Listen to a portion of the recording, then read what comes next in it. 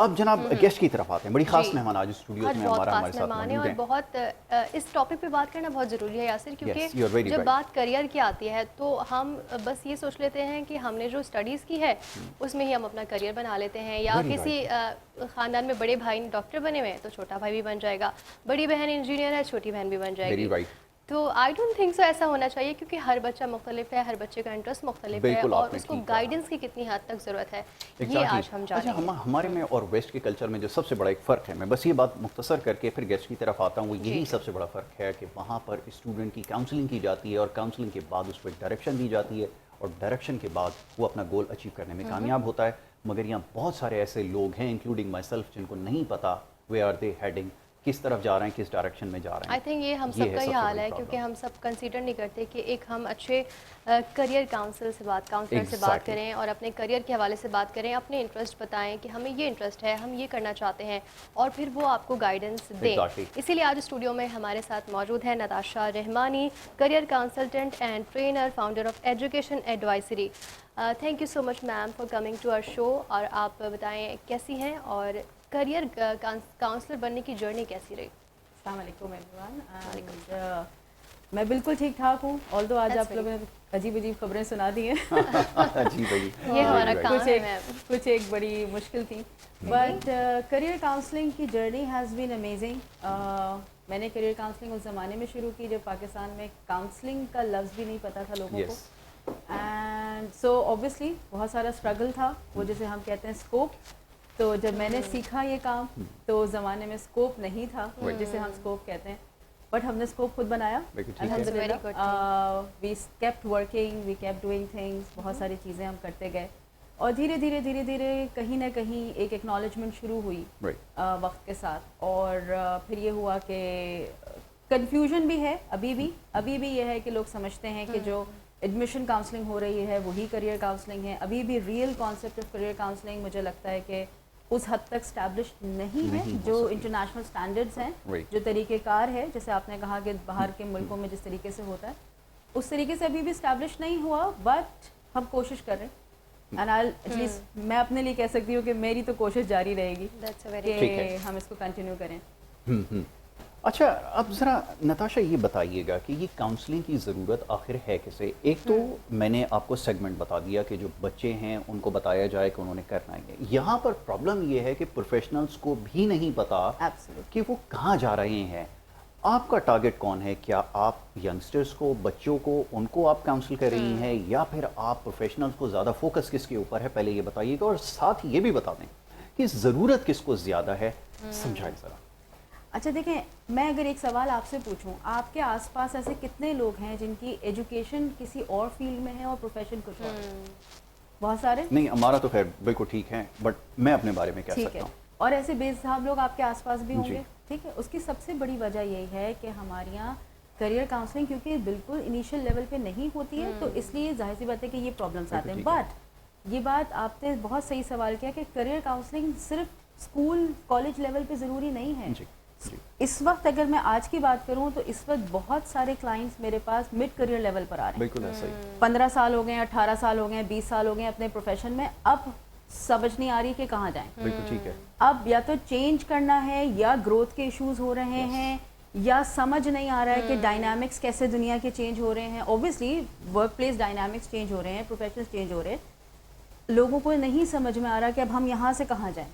So students, professionals and parents, मैंने अपने 25 साल के करियर में पेरेंट्स को ज़्यादा काउंसिल किया, बिकॉज एक कम्युनिकेशन गैप है, जनरेशन गैप है।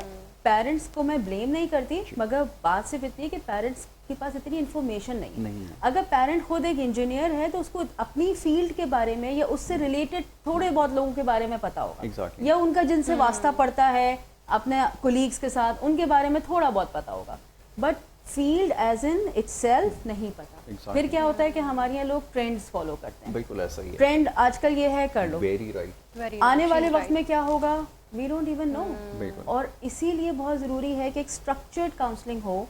पहले हम पोटेंशियल आइडेंटिफाई करें और पोटेंशियल आइडेंटिफाई करके उसके साथ करियर मैपिंग की जाए।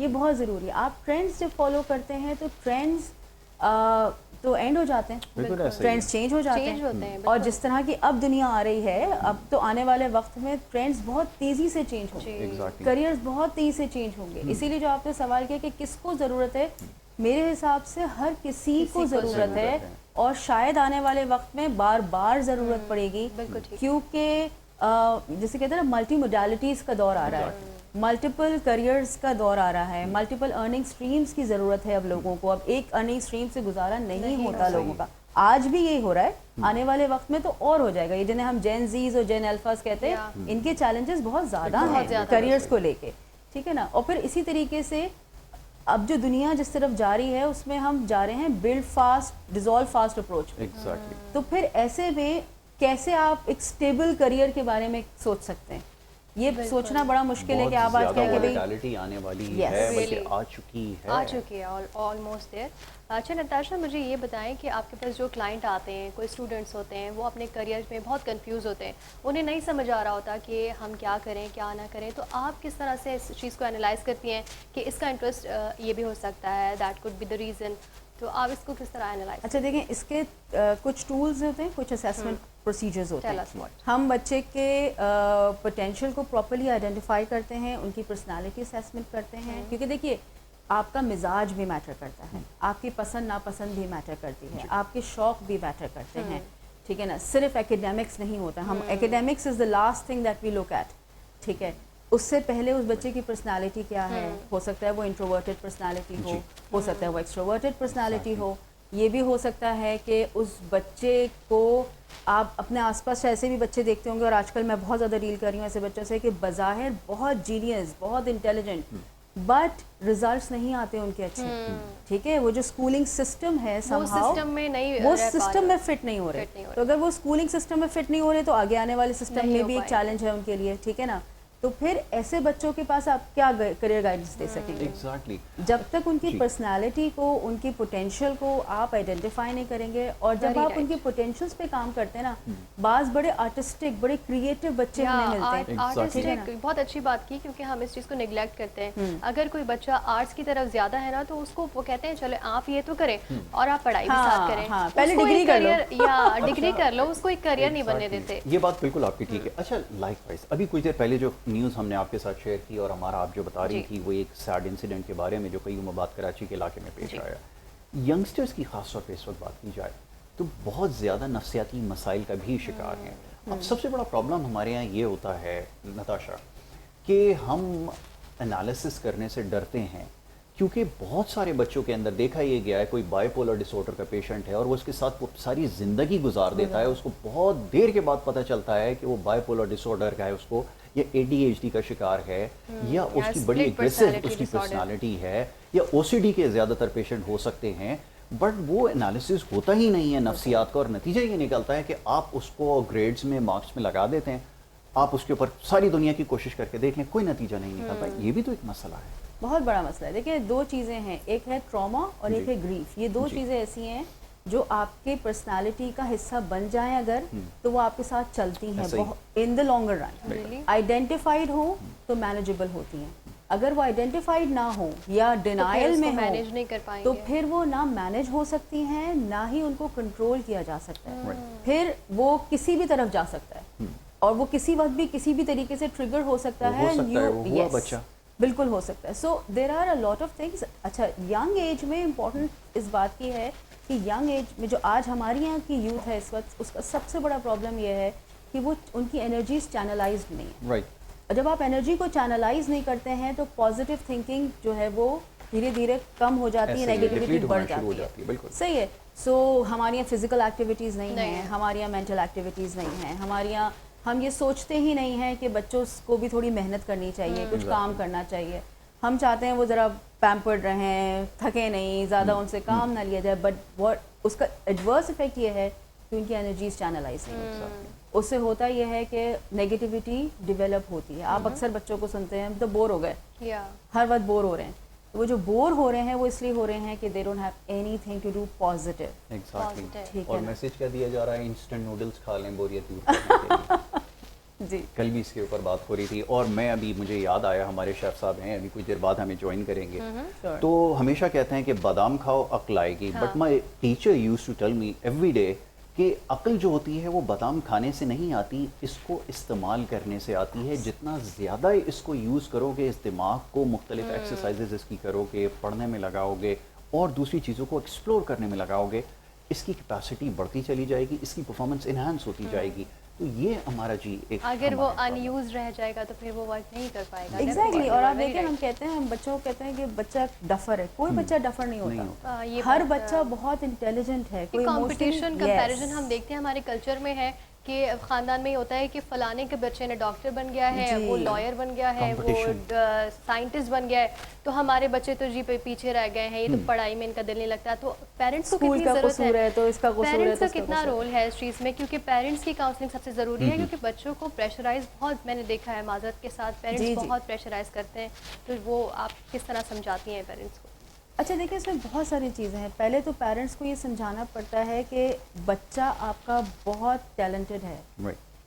कोई भी बच्चा जो है वो ऐसा नहीं, मुझे आज तक इतने सालों में कि नहीं कोई मिला टैलेंट ना हो। जिसको मैं ये बिल्कुल, कहूँ आपने सही कि इसमें कोई टैलेंट नहीं है। हाँ ठीक है, जिन पैरामीटर्स पे आप टैलेंट को समझते हैं या। शायद क्या उस पे अच्छी ना बात हो, है। बहुत अच्छी ठीक बात है, की है। बट टैलेंटेड हर बच्चा होता है। इम्पोर्टेंस इस बात की है कि आप उसे जज किस तरह कर रहे हैं। वही वाली बात है कि आप अगर आप एक मछली को जज करना चाहते हैं कि वो दरख्त पे कैसे चढ़ेगी, तो फिर वो जिंदगी भर ये सोचती रहेगी कि वो मुझे नहीं चढ़ दरख्त, पाएगी। मैं नहीं चढ़ सकती हूँ तो मैं डफर हूँ, या मैं Exactly. यू नो मेरे पास कुछ है ही नहीं।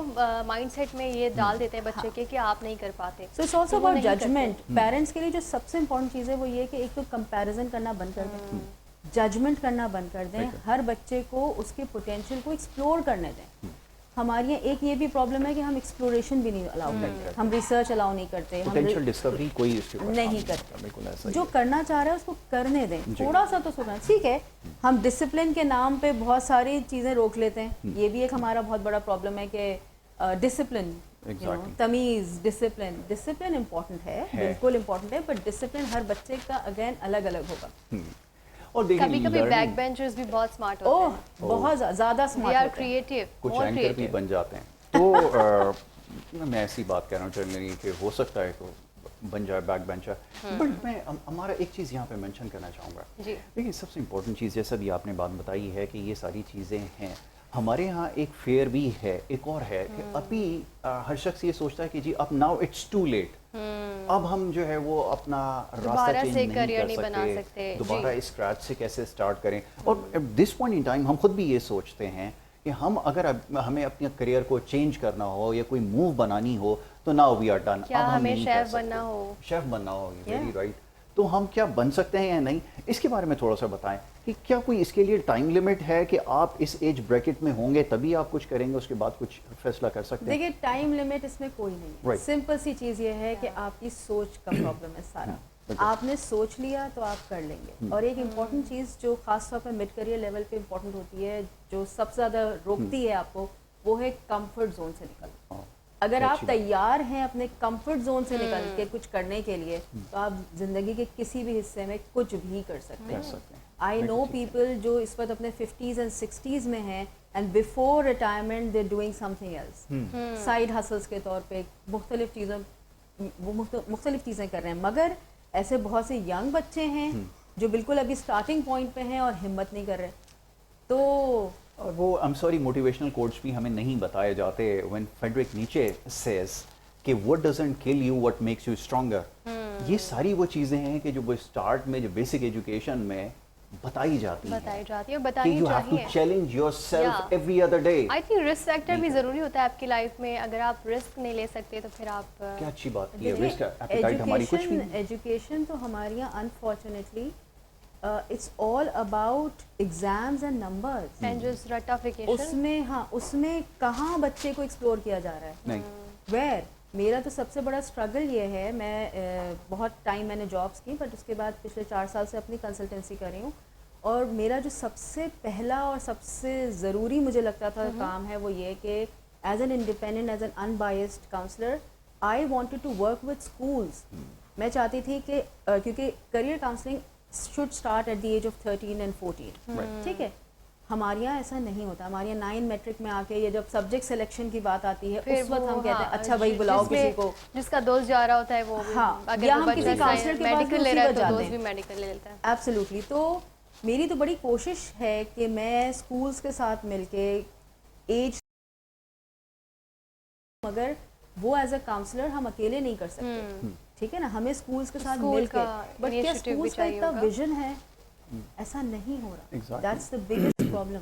बिल्कुल हम ठीक। सब्जेक्ट सिलेक्शन पे काम कर रहे हैं, जी, ये सब्जेक्ट ले लो, इतने मार्क्स अच्छे हैं, ये सब्जेक्ट ले लो, इसमें ये चले तुम तो जाओ। बहुत अच्छे हो, तुम तो ये कर लो, and all of that. exactly. Subject selection के अलावा कंपटीशन में रहते हैं I हम think। लॉन्गर रन में सोच ही नहीं रहे, और ना बच्चे को इतना हम लीवरेज दे रहे हैं कि वो सोच सके। एग्जैक्टली अच्छा, उसके पास डायरेक्शन भी नहीं। देखिए, I tell you one thing, हमारे यहाँ कोई भी एजुकेशन आप उठा के देख लें, चाहे ओ लेवल्स हो या ये आपका मैट्रिक जो एजुकेशन सिस्टम है या और कोई सिस्टम है, अगर सबसे पहली चीज़ जो मैं नहीं देखता वो ये है कि आप बच्चे को ये बताएं कि उसने जो अगला मरहला है वो कैसे तय करना है। मिसाल के तौर पे, यानी अगर मैट्रिक में या 9th और मैट्रिक को दोनों मिलाकर जिसको मैट्रिक कहते हैं, मैट्रिक में उसने कैसे थ्रू करना है अगले मरहले के लिए, क्योंकि अगर वो अगले मरहले के लिए यानी कि इंटर के लिए अगर वो क्वालिफाई करेगा तो उसकी पोजीशन कैसे स्टेबल हो कि वो आगे आने वाले जो अगले चैलेंजेस हैं उसके लिए तैयार हो। उसका क्या ये माइंड मेकअप किया गया है? हमारे यहाँ हो ये रहा है, आई एम सॉरी कि ये हमने देखा है, हम खुद भी जब स्टूडेंट थे, कि आपने कम वक्त में सप्लीमेंट्स को कैसे भरना है और आपने जितनी मोटी आपकी सप्लीमेंट जी, आपने अगर 20 शीट नहीं ली तो आपको जज किया जाता है। मेरे साथ ही होता है, मैंने कभी नहीं लिया ऐसे। वैसे आपने एक बात बहुत अच्छी की, पहचान होती है। करियर काउंसलिंग में हम बेसिकली इसीलिए हम रिवर्स उस पर काम करते हैं। हम करियर काउंसलिंग जब करते हैं किसी भी बच्चे की, तो हम पोटेंशियल आइडेंटिफाई करके सारी चीज़ें उसकी प्रोफाइलिंग करके सबसे पहले उसकी गोल सेटिंग करते हैं। जब आप गोल सेटिंग करते हैं तो उससे पीछे फिर आप रिवर्स वर्किंग करते हैं। अब school, university, subject, academics, all of that is decided later. मगर जब आपने एक बच्चे को गोल ही नहीं दिया, एक गोल सेटिंग ही नहीं है उसकी, और गोल ही सबसे ज़्यादा फ्लॉड है। अगर कोई गोल है भी, जैसे हम अक्सर बच्चे मेरे पास आते हैं, मेरा तो पैशन है, और जब मैं उनसे पहला, दूसरा, तीसरा सवाल करती हूँ तो वो पैशन कहीं गायब हो जाता है, ठीक है। तो द फैक्ट हियर इज कि हम गोल सेटिंग रियलिस्टिकली नहीं करते। जब आप गोल सेटिंग रियलिस्टिकली कर लेंगे तो ऑटोमेटिकली देखिए, आज का बच्चा, आज का क्या, हमेशा बच्चे होशियार होते हैं जी। ये एज ऐसी होती है जिसमें अगर आप उनको एक टनल विजन दे देंगे तो वो कुछ नहीं कर पाएंगे, ठीक है ना। बट अगर आप थोड़ा सा उनको विजन खोल दीजिए, उनके साथ गोल सेटिंग कीजिए, उनको एम्पावर कीजिए। हम बच्चे को सिर्फ एजुकेट करते हैं, हम एम्पावर नहीं कर रहे। जब आप बच्चे को एम्पावर करेंगे, उसको गाइड करेंगे प्रॉपर्ली, तो वो फिर मिसगाइडेड मिसाइल की तरह एक्ट नहीं करेगा। कहीं भी जाके, जिसे कहते हैं ना, बस जहाँ पहुँच गया वहाँ तक जाके फिट हो गया, बाई चांस नहीं। और देखिए, करियर्स में जो सबसे इम्पोर्टेंट चीज़ है वो समझने की है कि करियर हमेशा बाई चॉइस बनता है, बाई चांस नहीं बनता। बाई चांस नहीं बनता। अगर आपका करियर बाई चांस बन रहा है तो आप कहीं ना कहीं मिसफिट रहेंगे।